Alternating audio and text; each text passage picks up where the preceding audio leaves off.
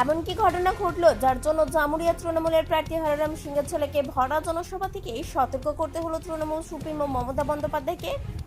রানীগঞ্জ বিধানসভার অন্তর্গত আন্ডালির খান্ডা ফুটবল মাঠে দলের প্রার্থী কালুবরণ মণ্ডলের সমর্থনে জনসভা ছিল। আর শনিবার সেই মঞ্চ থেকে প্রার্থীদের পরিচয় করতে গিয়েই জামুরিয়ার তৃণমূলের প্রার্থী হরিরাম সিংয়ের ছেলেকে সতর্ক করলেন মুখ্যমন্ত্রী মমতা বন্দ্যোপাধ্যায়। হরিরাম ভোট দেবে, কিন্তু আমি হরিরামকে একটা রিকোয়েস্ট করব, তোমার ছেলেকে বলো লাল লাইটের গাড়ি যেন ইউজ না করে। আমি এখন থেকে সতর্ক করলাম। সবাই তো শুনেছেন আপনারা, নতুন করে আর কি বলবো। প্রতিক্রিয়া জামুরিয়া তৃণমূলের প্রার্থী হরিরাম সিংয়ের। दीदी का वो लड़का है। अच्छा। लड़का को यदि बोल रही है कि लड़का को थोड़ा देखो तो देखेंगे। अच्छा। दीदी का आदेश का पालन करेंगे।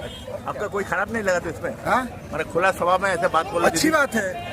यदि शिकायत है, हाँ। दीदी ने खुले 50,000 आदमी में बोली है तो बहुत अच्छी बात है। আজকে দেখলাম মঞ্চে বলছেন দিদি আপনাকে কিছু ঠিকই বললেন ঠিকই বললেন তো মানে কি বললেন শুনলে তো তুমি, আর কি আমার কাছে জিজ্ঞাসা করছো? তুমি তো শুনেছো কি বললেন।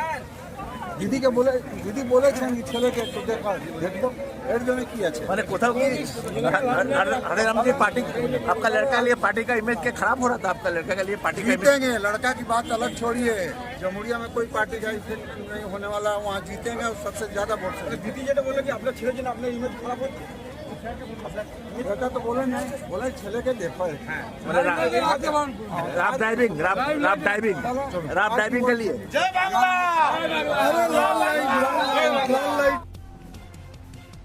হরিরাম ভোট দেবে, কিন্তু আমি হরিরামকে একটা রিকোয়েস্ট করব, তোমার ছেলেকে বলো লাল লাইটের গাড়ি যেন ইউজ না করে। আমি এখন থেকে সতর্ক করলাম।